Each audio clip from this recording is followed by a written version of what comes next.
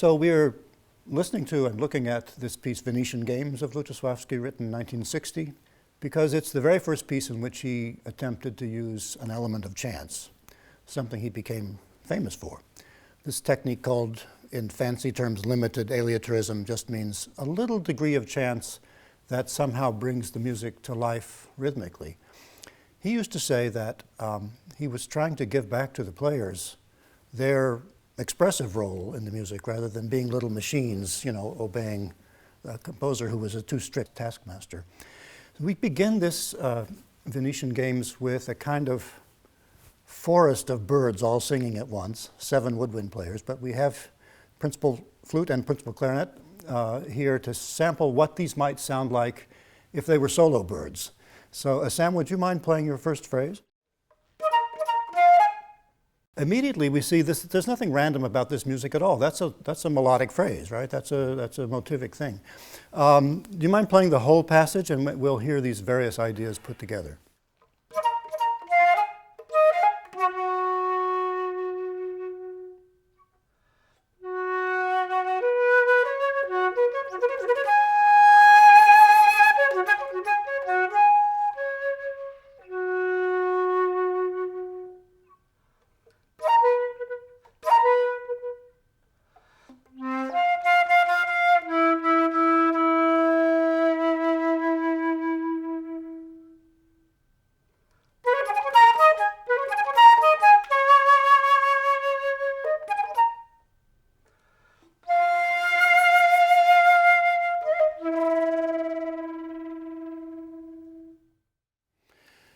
Thank you. You're not improvising at all, right? You're playing what's written. Exactly what's written. But how is it different from normal orchestral playing? Oh, well, I suppose I don't have someone going like this to me the whole time, so I can make my breaths as long or... In fact, you'll have somebody going like this and then just standing there. Yes. Yeah, well, it's very comfortable to play when it's like that. And you're able to stretch and express in a way that... It's very comfortable. You can just make the diminuendos as long as you want. You can start. Yeah, but it's actually, I'm amazed just playing this how close it is to other evocations of Pan, whether it be Debussy or Ravel. Could we also hear what the clarinet's playing? Because you have your own solo at the same time. I mean, there's 7 solos playing simultaneously. And I'm interested to find out also whether the clarinet music sounds like clarinet music.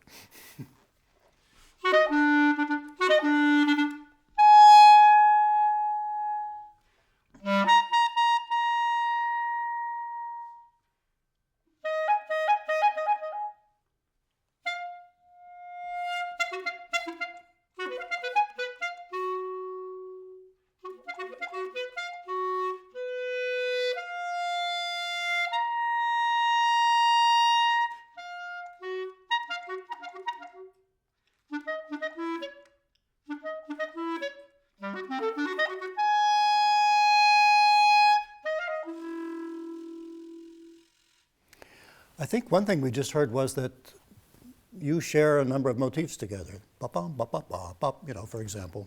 It's at the beginning of the flute melody, and it's someplace in the middle of the clarinet melody. Yes, that's true. Could I answer your question with another question? Please.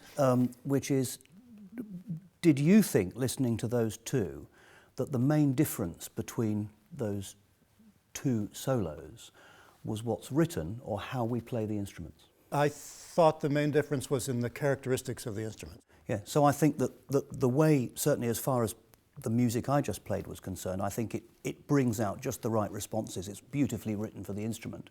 I think as composition, the material that we've got is not dissimilar.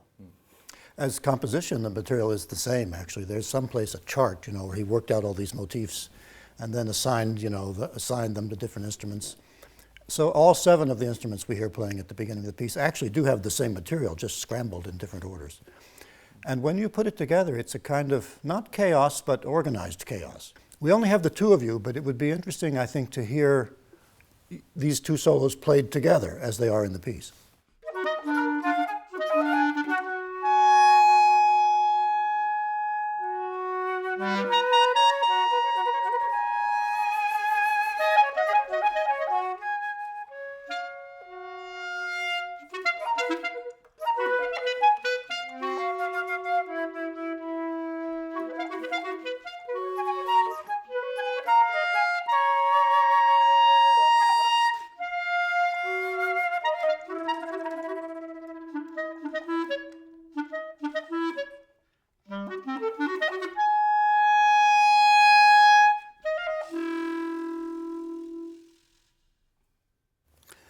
extremely interesting because we played it together when we tried it through in rehearsal. We finished exactly together.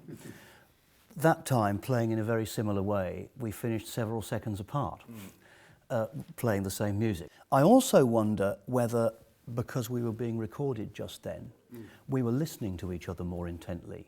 And although it's written freely and we were playing soloistically, we were playing it rather like chamber music. So I might listen for the right moment to start a phrase after you've... And it's funny how we managed to get one note exactly together and then another unison happened exactly together again, although we're playing very freely.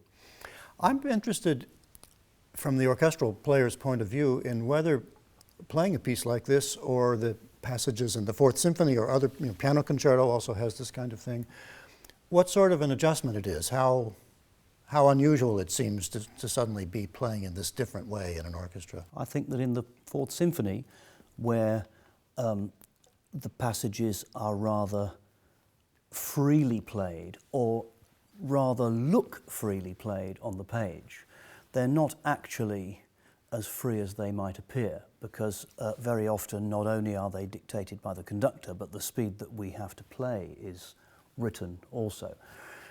So for some of that piece, we actually find ourselves writing it out in the part conventionally. Really? So, for example, I've written in my part certain bar lines, 3/8, 4/4, 3/8, because actually that's what the music does. Although the pacing of it is very much for Esa-Pekka to decide. In this kind of music, we're like a texture, we're like a colour. So we, as you said, we can start, we can go back to the beginning again, and we're often cut off. Wait, but hang on, I haven't finished my phrase yet. And it's not actually about where it finishes, it's about a texture with a lot of other people. Although that's not unknown in the traditional repertoire. I mean, we were just talking about Daphnis and Chloe before we turned on the camera. Yeah. And of course you have to play the notes that are written, but it's in order to make a texture at the beginning of the famous second suite also. But as orchestral musicians, we spend our whole lives trying to stay together. And so I wonder if it isn't at first an adjustment, for orchestral musicians to stay apart. And especially for the strings who travel in herds, and never have had the experience practically to act like soloists, unlike wind players. Yeah, I think you're absolutely right, because when we generally play not together, we're very uncomfortable. That's what we spend our lives trying to do. And so the immediate reaction was, when you're not playing together, is that this isn't music.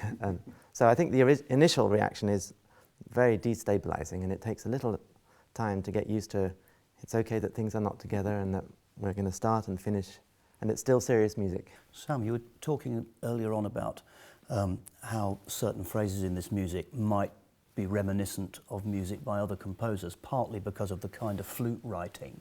Can you find an example or two of that? Well, I've actually been just re-studying some Boulez pieces, which I have to play later on, and it reminded me very much of the kind of bird-like motifs. Messiaen music again is very much these kind of things. Boulez, I've been playing Explosion Fixe, and it's these kind of very, very fast, nervous, bird-like qualities, and it's exactly what we find. I think that's so. And this, for example, in my part, you could imagine Messiaen writing that with some of his bird calls.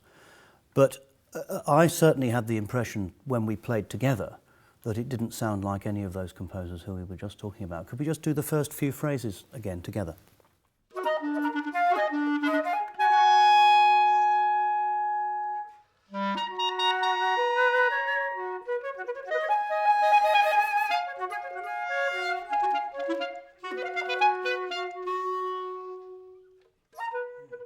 Now, I don't know whether it's the way the parts coordinate or the harmonies that come out. I know it's just the two of us.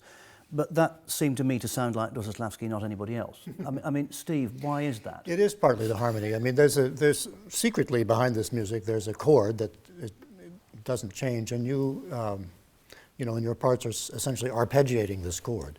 And so the notes sound like the right notes, and that's how it's done.